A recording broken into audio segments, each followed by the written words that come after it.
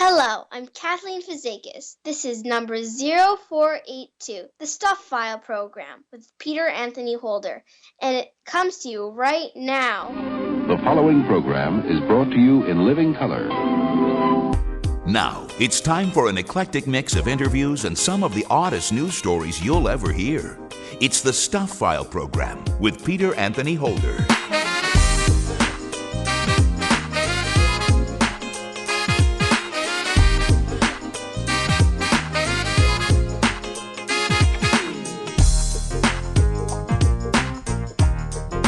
Hey there, hi there, ho there! Peter Anthony Holder here with you, and yes, this is indeed another edition of the Stuff File program, number 0482. And coming up on this edition of the Stuff File program, you'll meet Phil Keoghan, who is the new host of National Geographic's Explorer. How different is the travel schedule between this show and his other hit program, The Amazing Race? We shoot 12 shows in 21 days on Amazing Race. We're flying through countries, literally hitting the ground sometimes for 24 hours. Whereas on Explorer, the whole idea is to dig in a little bit, get much more immersive, to go to a spot and then experience what that place has to offer, the people that are there, the passionate things that they're involved in. It's way more immersive, and we dig in deeper, I guess you could say. Science writer Andrew Fazekas, the night sky guy, talks about a strange UFO that seems to have come from outside our galaxy. It is a very odd shape. It's a kind of a cigar shape. It's 800 meters long, 80 meters wide. It's most likely composed of rock and ice, which would, if that's the case, I think astronomers would classify this as a comet. Peter Franklin the Gabby Cabby shares a slice of the Big Apple from his yellow mobile conveyance lounge. Among other things, he talks about a particular illegal alien in his city. Well, this week we had a very pleasant surprise. In Central Park, they discovered a mandarin duck. I mean, a real mandarin duck. I know that sounds like something you'd order on a Chinese restaurant menu, but there is such a thing as a mandarin duck. And the city's all excited about it. I'm worried about it because I'm afraid somebody's going to decide to eat it. And so far it's being somewhat elusive. The Parks Department hasn't made any plans to catch it or do anything with it. So in the meantime, Mr. Duck or Mrs. Duck is perfectly safe. And of course, there's lots and lots of Stuff File news and an idiot of the day. The guest later, the person who told you this was show number 0482, was Kathleen Fazekas, the 9-year-old daughter of Andrew Fazekas, the night sky guy. So this whole show seems to be a family affair. Thank you very much, Kathleen, for doing the guest slate on this edition of the Stuff File program, a show that is listener-supported, fan-funded radio that depends on you for our success. Join us at patreon.com to help make this show an even bigger and better radio experience. Well, let's get right to the stuff, shall we? There is no law here in Canada against actually being a witch, but pretending to be one is another matter, at least until a repeal proposed in June 2017 goes through. But law professor Stephen Coughlin suspects the proposal reminded the police that fraudulently pretending to exercise or use any kind of witchcraft is a crime. Last month, in 2 separate cases in Ontario, 2 women were charged with that crime. One is accused of convincing a man to rid himself of his home's evil spirits by selling it, and then getting rid of the money by putting it into her account. Her name is Samantha Stevenson. Okay, how many of you out there are old enough to remember the old TV series Bewitched? Notice any similarities in the name? 27-year-old Samantha Stevenson was arrested by Peel Regional Police. The old TV series starred a character by the name of Samantha Stevens. I wonder if the current Samantha Stevenson has a child named Tabitha. Just wondering. 70-year-old Palma Conrad called emergency services to report that she'd stabbed her husband. According to York, Pennsylvania police who interviewed her, Conrad was angry because her husband wanted to use medical marijuana, and while they argued, she got a knife and stabbed him in the chest, face, neck, and mouth. He was taken to the hospital in stable condition. Conrad reportedly expressed disappointment when she was told her husband would survive. Well, she faces charges of attempted murder, attempted homicide, and 2 counts of aggravated assault. You see, this is why some people think marijuana is a gateway drug to a life of crime. I mean, he didn't even get to try it. He was just thinking about it, and look what happened. Meanwhile, I think his wife might be a candidate for medical marijuana so she can just simply chill out. Yeah. A rescue crew in DeLand, Florida pulled a man out of a well in the pre-dawn hours of Halloween, but he hadn't fallen in. He wanted to go down the well just to say that he did it and get out of it, said Scott Smoke, battalion chief of Volusia County Fire Rescue Services. Unfortunately, he didn't have the strength to get out of it himself. Rescuers worked for over an hour to pull the unnamed man out of the 30-foot well, but he escaped with just a few cuts and bruises. I don't know. Maybe his real motivation was that he hoped to meet Lassie. Chief Smoke went on to say, "When you come across an open shaft of any kind that goes into a well, stay away from it. We need to get it marked and sealed up somehow and get a barrier around it so that we can prevent people from going down into these things." You know, warning kids not to jump into wells is one thing, but when you as a society have to go out of your way to protect adults from themselves, that's when we head down a slippery slope, much like a well. And finally, in this section of Stuff File News, before we get to our first guest here on this edition of the Stuff File program, kids at Pierre Part Primary School in Pierre Part, Louisiana, thought they knew what to expect during Red Ribbon Week, an annual alcohol awareness program, but a school administrator threw them a curveball. 49-year-old Rachel Turley, assistant principal at the school, was on her way to work on October 29th when other motorists reported that she was driving dangerously on Highway 70. Officers caught up with her at the school and took her to a police substation where they determined her blood alcohol content was .224, nearly 3 times the legal limit of .08. She was charged with DWI and careless operation. The fact that she chose to do this on the Monday of Red Ribbon Week is a slap in the face, commented Nikki Lacoste, who is a grandparent of a Pierre Part student. Well, actually, what better example than to see your assistant principal hauled off to jail? Nothing like visual aids to drive the point home, don't you think? Anyway, let's get to our first guest here on this edition of the Stuff File program, shall we? National Geographic's long-running, critically acclaimed documentary series Explorer returns with all new episodes on Monday, November the 12th, and at the helm as the show's host this year is a very familiar, well-traveled, Emmy Award-winning TV personality. That would be Phil Keoghan. Phil joins us on the line right now from Los Angeles to talk a little bit about his new show. Hi, Phil. Hi, thanks for having me on. Excited to share news about this new series. Thanks for being on the program with us. As I mentioned to you just off air, I'm a big fan of your work on your other series, The Amazing Race. This is another opportunity for you to travel, and the one question I have that concerns both shows, I know with Amazing Race, it's a hurry up and race kind of thing. You don't get a time to sort of smell the roses. With this show, National Geographic's Explorer, do you get more time to absorb the locations and locales you're in? Yeah, I mean, I think that's a great way of distinguishing the difference. You know, we shoot 12 shows in 21 days on Amazing Race. We're flying through countries, literally hitting the ground sometimes for 24 hours, whereas on Explorer, the whole idea is to dig in a little bit, get much more immersive, to go to a spot and then experience what that place has to offer, the people that are there, the passionate things that they're involved in.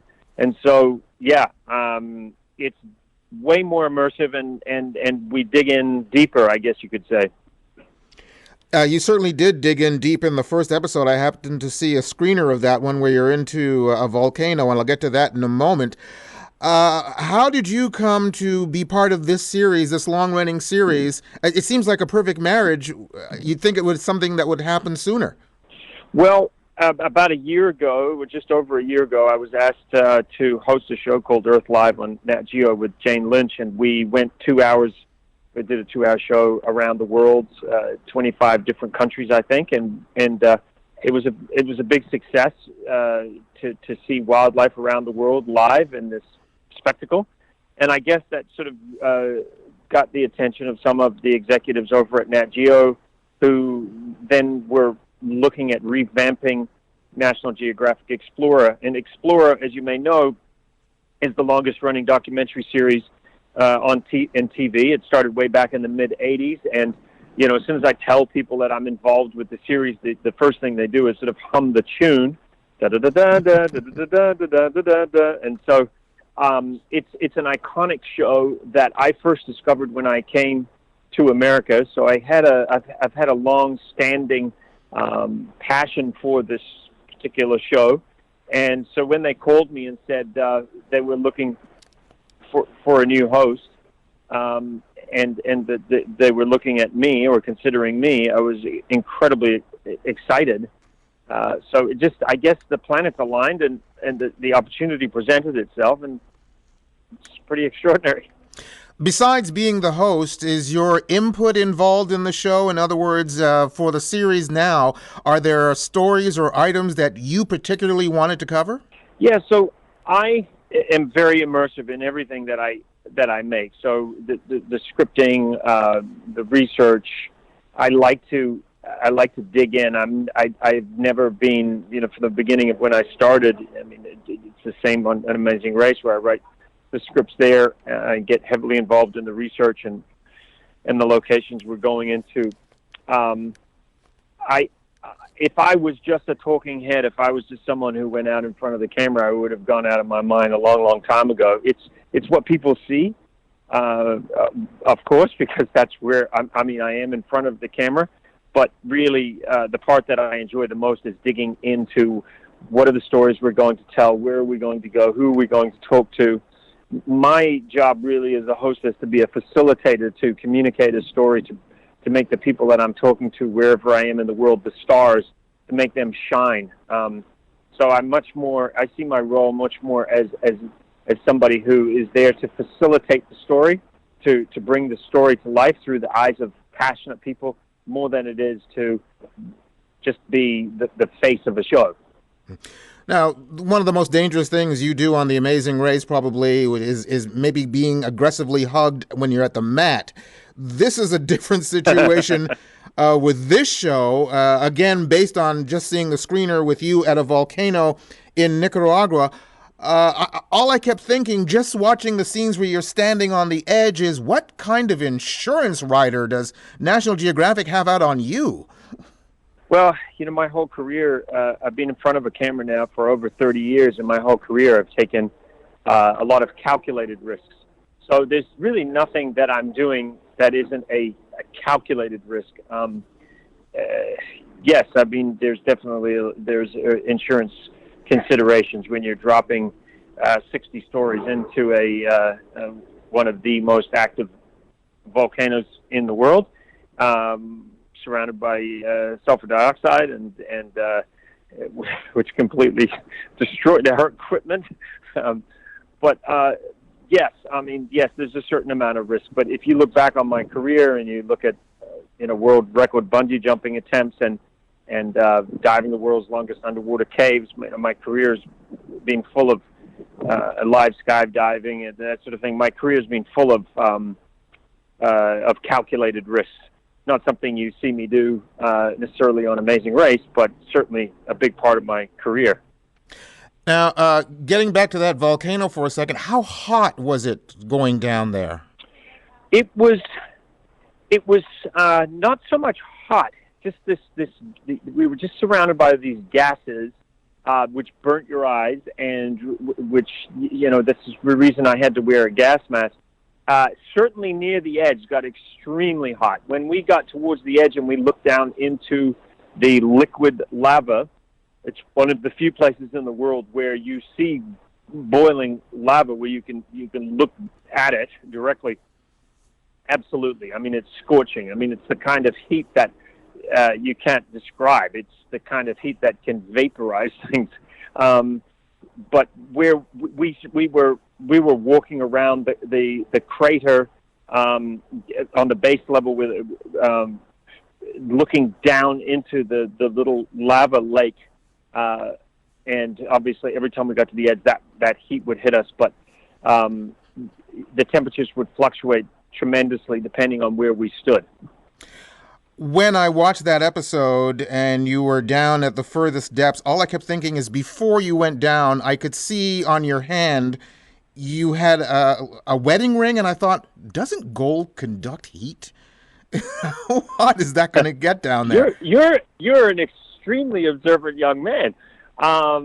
You're absolutely right. And as a matter of fact, there was a point where I did feel some heat on my hand.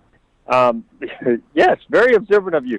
I was wearing gloves a lot of the time because there is volcanic glass, and what happens is you end up with these almost like imagine a glass needle and a lot of glass needles that sort of pile up on top of each other, so they almost it almost becomes like a cushion of glass, if that makes any sense. And if you put your hand on anything down there, you get these pieces of glass in your hand. So I ended up with pieces of glass in my hand for weeks after I was still picking up bits of this little of this black glass. So for a lot of time I was trying to wear a glove to protect myself, but I was also operating a camera at times, and so it was very difficult to operate a camera with gloves on. So I kept pulling the gloves off, and inadvertently ended up with glass in my hand. But this particular volcano that we go into, it's called the Messiah volcano. It's the mouth of hell, as the locals have referred to it for many years. There's a million people not too far away from this volcano. It's very active, active all the time, and so. We were there with the volcanologists who were monitoring this volcano, constantly monitoring this volcano, to try to give early warning signs to people living nearby that they need to get out of harm's way. And that was really what this story is all about. And, the whole point of Explorer is to really open up people's eyes to the world and the people and how people are interacting with the world. And quite frankly, there's never been a better time for us to be doing this series. Because we all really do need to wake up as to what's going on and take comfort in the fact that there are some very passionate individuals out in the world trying to help protect what we have, the resources that we have. But this to me, Explorer right now is more pertinent than it's ever been. Do you get the feeling in doing this type of show and traveling around the world, because you talk about the importance of this planet and our existence on it. The one thing I've always maintained is that people talk about saving the planet. The planet will be just fine. It's whether it wants us on it or not. Yes, that's I think you've made a very, very astute observation there. My dad is a plant scientist, and he said exactly the same thing to me recently. I was at home visiting him in New Zealand, and he said exactly the same. He said, "Well, don't worry about the planet. The planet's going to be totally fine. It'll be here, well after we're here. No matter what we do, we can't destroy the planet." We talk about destroying the planet. He said, "We're never going to destroy the planet. Everything we're doing on the surface will fold back into itself, into the Earth, and it will melt back down, and the planet will end up producing life just as it has done for millions of years." No, it's much less about what damage we're doing to the planet and more about what we're doing to ourselves. Will we have air to breathe? Will we have trees to make oxygen? Will we have food sources? Will we have places to build homes? So it's much more about whether we can sustain our life on this planet than it is about whether the planet's going to be okay. With the shows that you do, this show, Explorer on National Geographic, and also The Amazing Race, you get to travel a lot. Where does Phil Keoghan like to be when he's not traveling for work? Well, I like to travel. Well, that's why I said I for work. I mean, I assume you like to travel someplace, but Yeah. on your own time, where do you like to be? I like to visit new places. I don't feel like I work, and I don't really feel like there's a separation between what I want to do in my personal life and what I do for a living. I can't quite believe that I get paid to go. For instance, I was just recently on Explorer diving with whale sharks off the coast of the Yucatan Peninsula and staring into the mouth of a whale shark, 5 feet across. This whale shark's pumping gallons of water, tens of gallons of water through its gills to filter out the krill, this mysterious creature, which is in fact a shark, the world's biggest fish. And you're surrounded by 200-300 of these huge creatures that are the size of a school bus, 30, 40 feet long. And quite frankly, that's what I would be doing if I wasn't working. I just get paid to do these things and have to pinch myself sometimes. So I have a place in New Zealand where I'm originally from. I love going home because I just love being around people I want to be with, which includes my family. Thankfully, I like my family. I mentioned my dad's a plant scientist. We get on really well, and my mom is a music teacher, and I feel very lucky that I still have them in my life. And so I love to get home. But yeah, no, I really do think about where I'm going to go and what I'm going to do. So it's just there's no sort of distinction between, oh, this is work and this is personal time. It's all sort of, I would pay to do the things that I get paid to do, if that makes sense. It does, absolutely. And we're so thankful that when you do get to travel for work, you get to take us along with you. Phil, I thank you very much for taking the time to be on the program with us.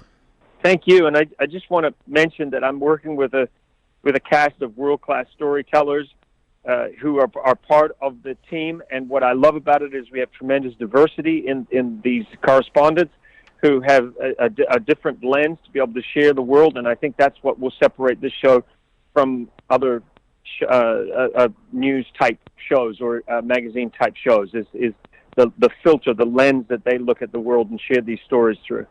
Yes, it is a very diverse crew, and you get to see many stories in the course of one show, which makes it very appealing for all people. Exactly, and that's what it's got to be, because the sooner we figure out that we're all sharing this planet as human beings and not as these divided groups, the sooner or the better chance we have of actually surviving. Because, as you said, to your point, the planet's going to be fine. The question is, will we? Yeah. Thank you, Phil, for being on the show with us. Yeah, thank you so much. Phil Keoghan, host of Explorer on National Geographic. The new season premieres on Monday, November the 12th. It's a fascinating experience. Check your local listings. You're listening to the Stuff File program with me, Peter Anthony Holder. The Stuff File program is a listener-supported, fan-funded radio show that depends on you for our success. Join us at patreon.com to help make this show an even bigger and better radio experience. Sign up and find out about our rewards program.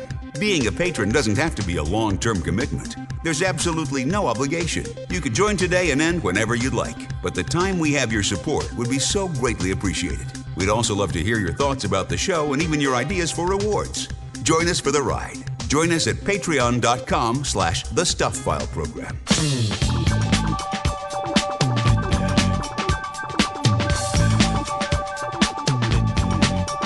This is your safe haven from the hard news of the day. The Stuff File program with Peter Anthony Holder. It's radio for your happy place. And still to come on the program, we'll talk to science writer Andrew Fazekas, the night sky guy, plus Franklin the Gabby Cabby is on the program as well. Here on a show that is heard everywhere, including on Stitcher and TuneIn, and can also be heard via Google Play and iTunes. Just click on the Google Play or iTunes button located on the website at thestufffile.com, and whichever platform you listen to the program on, please feel free to leave a review of the show on their site. It would be greatly appreciated. Well, are you getting tired of all these emotional support animal stories that have been taking the world by storm lately? Well, here's the latest one to make you lose your lunch. These emotional support animals are getting really comfortable on flights. Delta Airlines issued an apology after a Michigan man said he boarded a flight in Atlanta and sat in dog poop.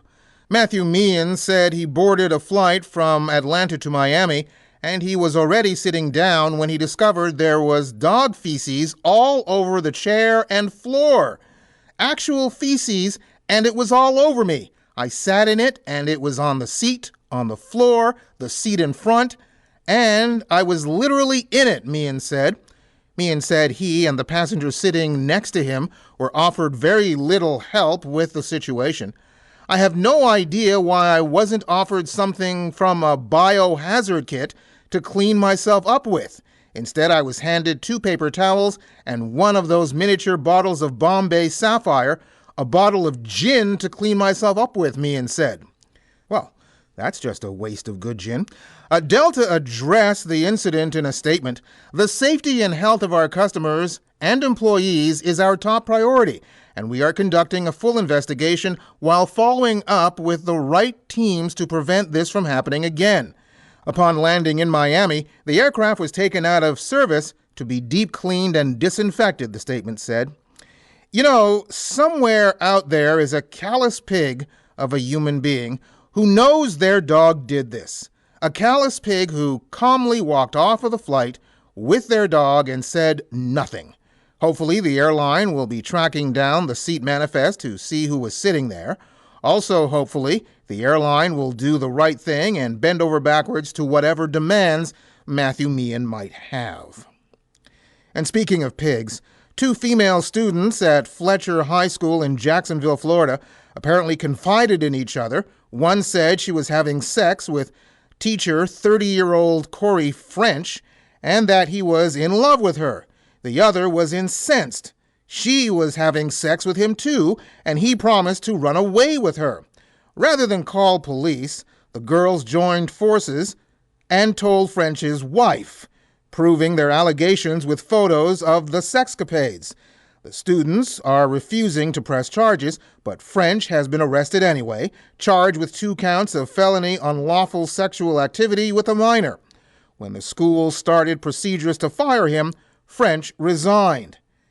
Hell hath no fury like a woman scorned, or in this case 3. He now has 3 women who are thoroughly angered by this callous pig. What are the odds that more students might come out of the woodwork on this one? Let's just wait and see. And finally, in this section of Stuff File News, before we get to our next guest here on the Stuff File program with me, Peter Anthony Holder, a peanut butter lover found with horrific injuries may have played a role in the life-changing injury to his junk. Last month, in an apartment in Haddington, Scotland, the fully clothed 22-year-old was found unconscious and lying in a pool of blood.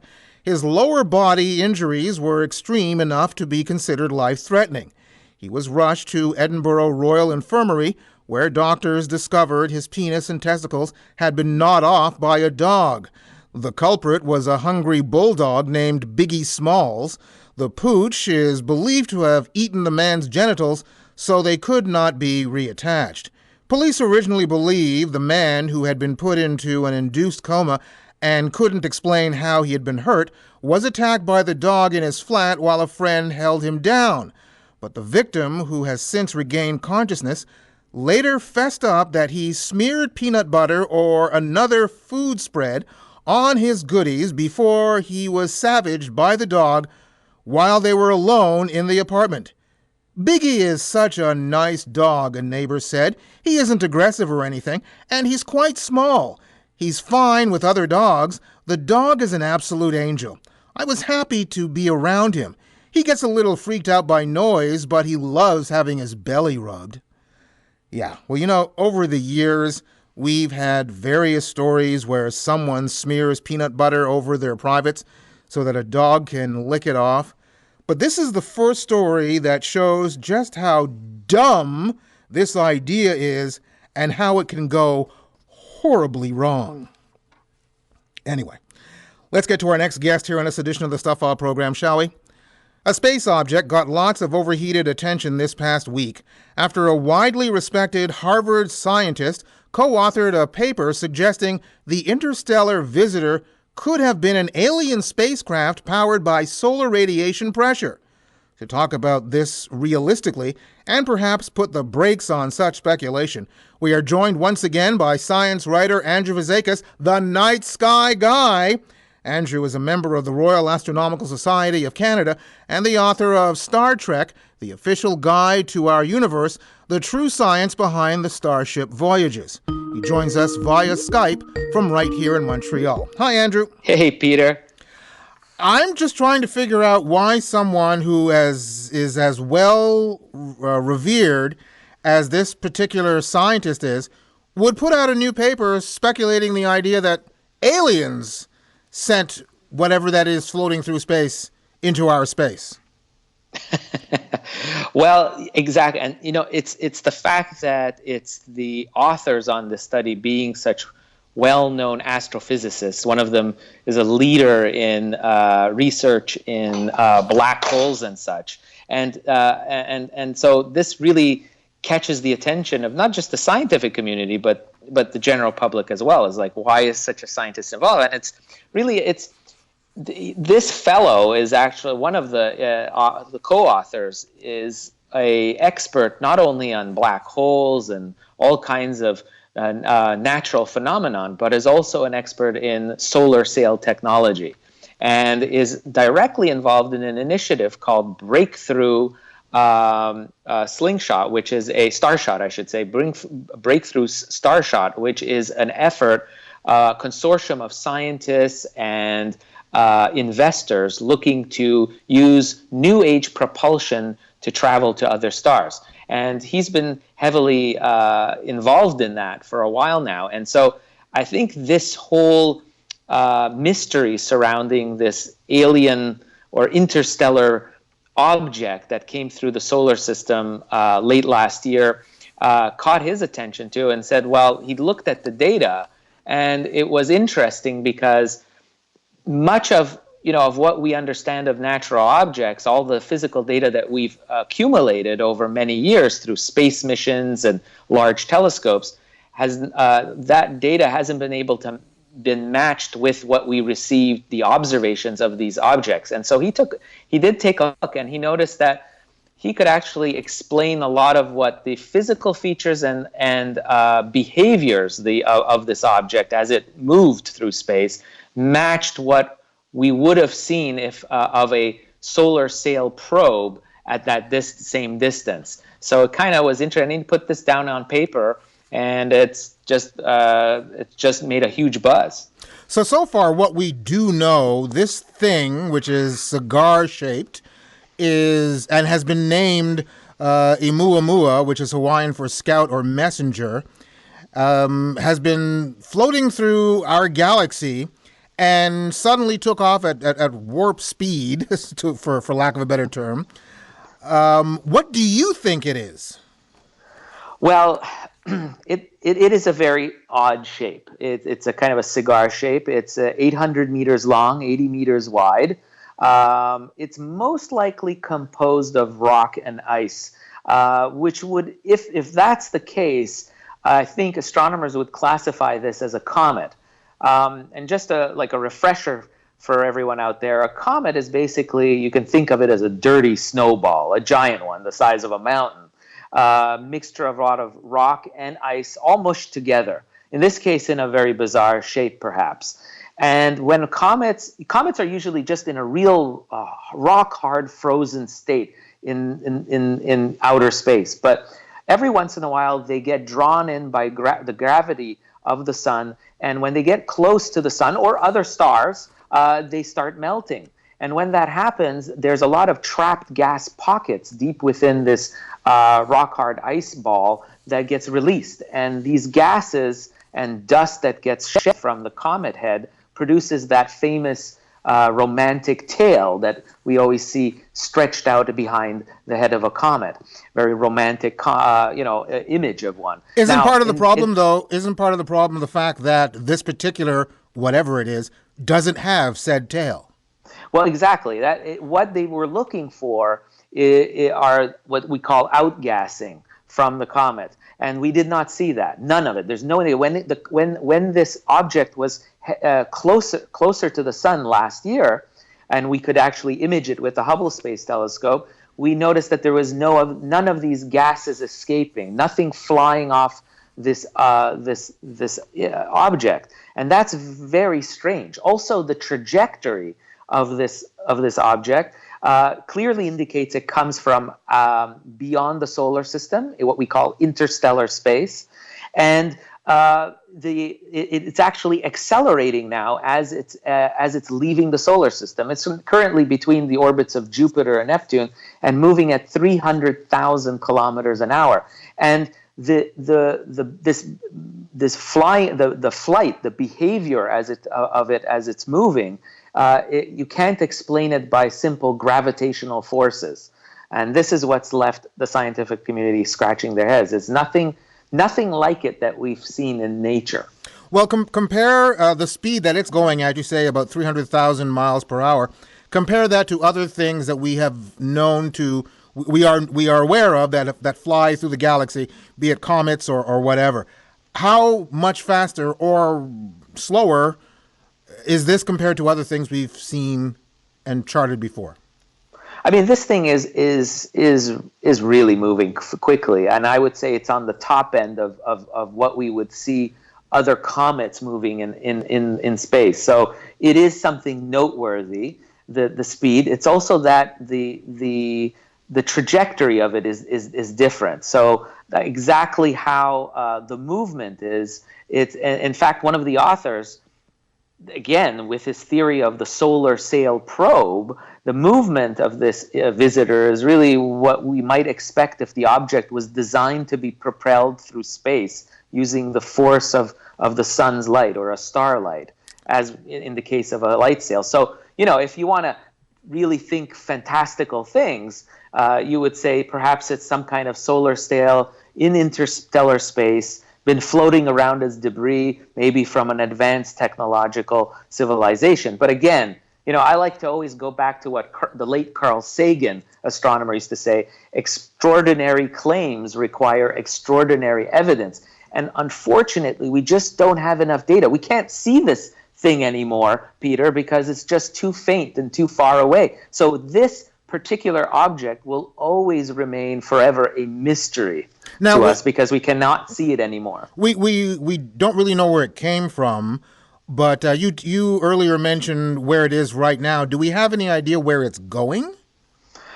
Looking at, because we can't watch it anymore, we can't plot its path and then extrapolate. But from everything that we accumulated in those precious 3 months from October to January with the Hubble Space Telescope, we can sort of chart it that it will be going to other star systems within the next 10 light years distance from us.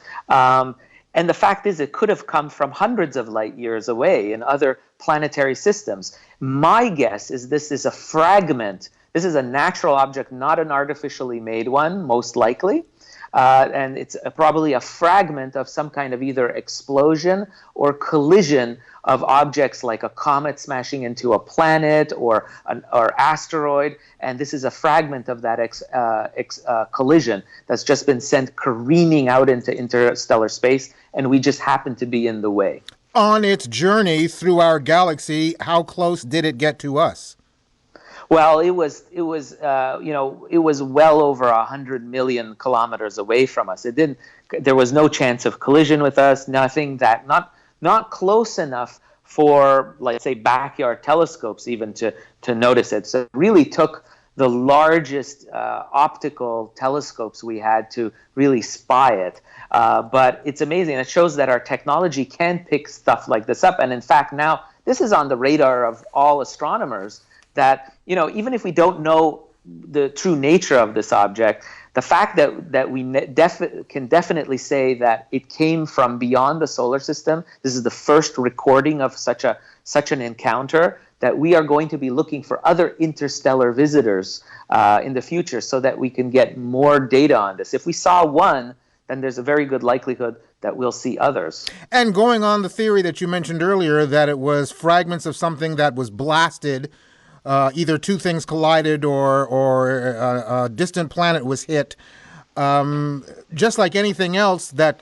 breaks off or chips off something that flies through the air, it's not just one fragment. So there could be more fragments of this same piece of whatever it is that could be following it down the road, so to speak. Exactly. Where there's one fragment, if this is truly from an explosion or a collision, there'll be other fragments propelled away from that site, and we could we could very well expect other fragments that might become visible to our telescopes as well. So I think scientists are very much on the alert. This particular latest paper coming out, theorizing an artificial, source to it, an alien source to it, is very interesting. We can't rule that out, I have to say. It's possible, but not probable. But I guess, it's interesting. We live in the times where we've cataloged thousands of planets beyond our solar system. We know dozens that could be habitable. It's not out of the realm of reality to say that, we are not alone. But I guess I have to leave it at the point of saying the truth is out there. Andrew, always a pleasure to have you on the program. Thanks for being on the show once again. My pleasure. Clear skies. Andrew Fazekas, the Night Sky Guy, and author of Star Trek, the official guide to our universe, the true science behind the Starship voyages. You can check out his website at thenightskyguy.com. You can go to my website at thestuffile.com, check out the show number for this program, which is show number 0482, and you'll find links to Andrew's site. You'll also find links to either Amazon.com or Amazon.ca, where you can order his book directly. You're listening to the Stuff File program with me, Peter Anthony Holder. I'm Bob Dorigo Jones, and this is Let's Be Fair. Frank Kelly served as a state attorney general longer than anyone in the history of the United States. During a 37-year career in Michigan, the lifelong Democrat created the country's first consumer protection division. Frank Kelly's reputation as a consumer advocate helped him win 10 elections, as well as the support of many trial lawyers. So, when Kelly retired and he was asked to speak to a large group of lawyers, he surprised many when he told them that there's too much litigation today. He said, "Too many lawyers think that lawsuits are the first resort, when they should be the last resort." His comments were reported in the newspaper the next day, and I've kept that article ever since. Let's be fair. Last week we heard that the former liberal icon George McGovern believed there are too many lawsuits in America, and this week we hear the same thing from the Attorney General who created the very first government agency to protect consumers. It reveals that support for ending the problem of excessive litigation is much more widespread than many may think. Learn more. Visit our website at centerforamericatv.org.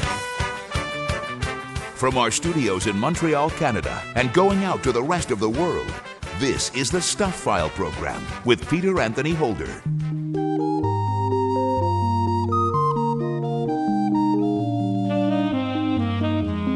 Now, the Stuff File presents the Gabby Cabby, direct from his yellow mobile conveyance lounge in the city that never sleeps, New York. Once again, here's Peter Anthony Holder. And yes, Peter Franklin is indeed with us from the Big Apple, New York City. Hello, sir. Hello, live from the greatest city on the face of the earth. That's a pretty nice place to come visit. So I invite everybody, come visit. Well, everyone is visiting New York these days, apparently. There's a mandarin duck in Central Park. Yeah, let me explain to you people. You people think of us just as a concrete jungle. No. We have more parks and greenery and flora and fauna than any other major city in the United States, wall to wall. We have deer, we have raccoons, we have skunks, you name it, they come into the city. Well, this week we had a very pleasant surprise. In Central Park, they discovered a mandarin duck. I mean, a real mandarin duck. I know that sounds like something you'd order on a Chinese restaurant menu, but there is such a thing as a mandarin duck. And there's a picture of it on my website, which is gabby.com. I didn't take the picture, but I got the picture. And the city's all excited about it. I'm worried about it because I'm afraid somebody's going to decide to eat it. And so far, it's being somewhat elusive. The Parks Department hasn't made any plans to catch it or do anything with it. So in the meantime, Mr. Duck or Mrs. Duck is perfectly safe. The question has to be answered, how did she get here? And as long as she got here, or he, I hope it's safe, you know? It's like if we had an alligator in Central Park, you wouldn't want it to end up as a purse. Yes. Well, I know one way it didn't get there, and that's by subway, because if it had traveled on the subway, it probably would have been eaten. What's the story about people who are having full course meals on the train? Yeah, well, originally, and in the years gone by, this was not really just a problem of eating a sandwich, a peanut butter and jelly sandwich, or maybe a Frank or something, you know, something less complicated. But as time has gone on, people have started sitting and having a whole meal, you know, in like one of those compartment, plates or something, with chicken and bones and potatoes and everything. And it's making a mess out of the subway. So the first step, stage one, is that the city is about to stop, or the subway system is about to stop the food places that are in the subway system. They're not going to let them make things like Southern fried chicken and all that kind of stuff. And then I suspect the second step will be not to let people continue to do the eating. However, that's where we're going to run into a problem: enforcement. How do you stop New Yorkers from eating? I warn all my tourist friends, all my visiting friends, your biggest danger in coming to New York is you're going to get fat. Are you allowed to have a full course meal in the backseat of your taxi? Yeah, I do. I know. When people raise that question, I said yes, but they have to promise there's not going to be a food fight. No. If I'm giving somebody a tour, and that can take a whole day, 7 hours, obviously there's a point at which you want to eat. And you have the option of either stopping and going into a delicious delicatessen, or if you prefer, pick a sandwich up from the delicatessen and eat it as we go. People are very good about that. It seems when they get into other people's cars, they kind of... didn't eat. That's not been a problem at all. But I guess the one thing you have to worry about if you're eating in the backseat of your taxi is what happens if you've got that food on your lap and you hit a pothole. Well, now you're talking what's very common to New York City. It's one thing to have a little hole, but it's another thing to have a big hole. And what New York City does, it's not a question of money, by the way. We have enough money to fix everything. We got enough equipment to fix everything, enough personnel. It's just that we have so many hundreds and hundreds and hundreds of miles of streets that they're always in somewhat disrepair. I always say to people, this week looks bad, next week it's going to be fine, and another one's going to look terrible. Anyway, but the rules go in New York City that if you hit a pothole and there's any damage to your car, as long as you can document it, and it turns out that the pothole wasn't being fixed that day, it was just sitting there, there's a very good chance you're going to collect money for the damages to the car. And I don't think people are riding around trying to intentionally hit potholes, because who wants to have their car damaged just to get a few bucks out of the city? But by and large, it is a little extra to your vacation. If you hit a pothole, break an axle or something, you get some money. I know it sounds crazy, but that's what this place is. It's crazy. Meanwhile, we keep hearing all these stories about the supposed fake news. Now I understand there's a fake newsstand in New York City? Yeah, well, what they did is in Bryant Park, which is right in the middle of New York, in Manhattan, right next to the New York Public Library, the one that has the two lions and is so famous, they put a newsstand, and the newsstand carries only fake news. Different kinds of publications. I mean, at least they're sitting in judgment as to what's fake and what's not fake. So the newsstand isn't fake, but most of the publications that have all the news stories in them are just fake. But that's one thing you got to admit with Trump. I mean, and I don't particularly want to go out of my way to bash journalists all over, but the news is kind of slanted. It really is to your political opinion. And I don't think that's right if you're just being a reporter. Columnist, that's something different. But a reporter, play it straight. And there was a celebrity in the news. I know you don't have celebrity sightings these days because, you always see celebrities all the time, Peter. I know that. But I'm glad that you weren't the one who personally cited Alec Baldwin because, boy, if he and you got into an argument over a parking spot, I don't know how that would end. No, it wouldn't end in any way. First of all, I met Alec Baldwin once at the U.S. Open. It must have been about 2 or 3 years ago. And he was a delightful, pleasant, very nice fella who was talking to everybody around and being almost charming.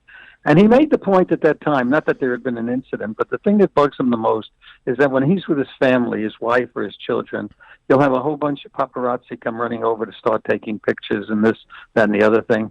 And he says he'll initially say, please leave me alone. And then afterwards, when they don't, that's when he kind of erupts. I guess he needs some anger management by Jack Nicholson. But the fact of the matter is, in this particular situation, that's a pretty common occurrence. People think they can hold on to a parking spot. They do a lot of that in Little Italy with the wannabes. I'm talking about the mafia wannabes. We'll put a chair in a spot, and you come driving along. You'd like to park in the spot, but they're holding it for somebody else, which is impolite, rude, and thoroughly illegal. But people do it. What you do in a situation like that, at least what I do, is I pass it by. I'm not about to get into a confrontation with somebody who thinks they own the parking space, even though I know they don't own it. And that's what happened here. He was a dope. He really was. He thought he owned the spot, and he got into a confrontation with the guy. But it's now turned out that, first of all, the guy says that he didn't know who Alex Baldwin was. I think that's a big lie. He's one of the most famous people in American society. And number two, when the reporters went to visit him in his suburban house, they could see no signs of any damage to his face, like a tooth knocked out or a scar or a bruise or a stitch. So I think it's the kind of deal to, make some money on this if he can. Mm. Well, at the end of last month, at the end of October, of course, it was Halloween, and I understand that candy corn was the winner again this year for the favorite treat. I've never understood that, by the way. I hate candy corn, but anyway. Yeah, but go if I said to you right now, go outside and buy some, chances are you wouldn't be able to get it because it's sort of like a candy. It's the number one candy, but it's only sold really at Halloween. The only other thing I can think that's similar to that is something called Malamars. I don't know if you have Malamars or if you've ever had a Malamar. It's sort of a chocolate-covered marshmallow, and it's very popular. But it's only sold like in November, December, and January. That's probably because of the chocolate on it would melt in your hands or something like that. So candy corn won the contest again for the most pieces, millions and millions of pounds of it. But right now, you're not going to find it on the streets of New York at all. So now that Halloween is behind us already, everyone's getting ready apparently for Christmas, even though you guys in the United States haven't had Thanksgiving yet. At least we had the protocol once upon a time that you would wait for Thanksgiving to be over. And now they've moved it back to October, where Halloween is just barely over. I think it's in very poor taste. I think there's something about it that's very discouraging. But all of the stores, or at least most of the stores, are starting to put up Christmas decorations. And I always like to say, money can't buy you happiness, but it sure can buy you an awful lot of decorations. And since we have some of the richest, most famous stores in the world, they got lots of money. But I think they should have at least waited until the morning after Thanksgiving, which was like the way they did in the good old days. Well, the holiday season is the time of the year to really see New York, as it really does light up and it becomes a festive place. Not that it's not festive the rest of the year. And it might be a good time, if anybody's going to New York, to look you up, Peter Franklin the Gabby Cabby. You can go to your website at gabby.com and perhaps get a tour of New York City during the holiday season. I'm sure that would be spectacular, sir.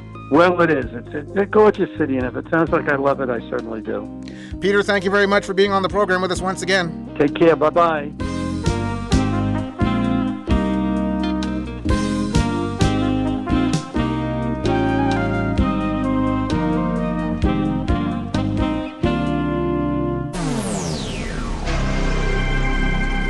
The Stuff File. And we're just about out of racetrack for this edition of the Stuff File program. We have one more item to share with you. Yes, it's the moment you've all been waiting for, boys and girls. It's time now for the Idiot of the Day. And now it's time for the Strange Things Adults Do. The Stuff File presents the Idiot of the Day. A husband who faked his wife's suicide is facing life in jail after he boasted to a blonde in a pub by saying, "I strangled her." 64-year-old Derek Potter tried to cover up the killing by pretending his wife Leslie hanged herself at their home.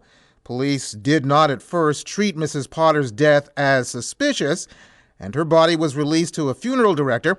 But roofer Potter confessed to the killing to a woman in his local pub just 1 week before the late Mrs. Potter was due to be cremated. He told a fellow builder named Natalia what he had done before asking her to move in with him. Natalia said, We were still on our first pints when he said, "I have got to tell you something." He said, "I love my wife very much, but she was doing my head in, so I strangled her." Natalia said she was left shocked and thought he was joking. She added, "He was saying it with a straight face, no tears in his eyes, no laughter." I thought, "Oh my God, he's done it." The death was reinvestigated after she tipped off police. Potter of Mumbles near Swansea denied the murder, but a jury took just 1 hour and 11 minutes to find him guilty. Now, why? Oh, why? Would you tell a woman at a pub that you killed your wife just a week before your deceased mate is due to be cremated and you would have gotten away with it? One reason, and one reason only. You're an idiot! Gee, I'm only a kid, but even I know you're an idiot. And that's it for this edition of the Stuff File program, number 0482. Hope you enjoyed it. The website is thestuffile.com. And once again, stuff is spelled S-T-U-P-H, where you'll find information and links on all of our guests by going to the weekly Stuff File page. Just look for the corresponding program number, and once again, that's 0482. Email me at peter@thestuffile.com. You can also find me on Facebook and Twitter as P.A. Holder. And don't forget to check us out on patreon.com, where you can become a patron of the program. Hope to see you back here for our next show on the air, online, or as a download.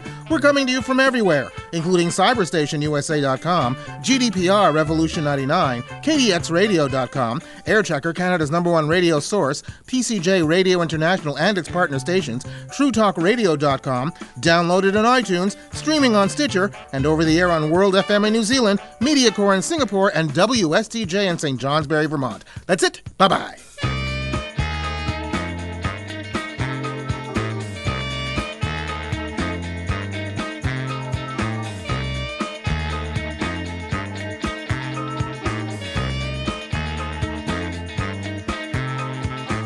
You've been listening to the Stuff File program with Peter Anthony Holder, a presentation of Flying Fish Communications. No animals were harmed in the production of this program, except, of course, the tasty ones. Good night and pass the paprika.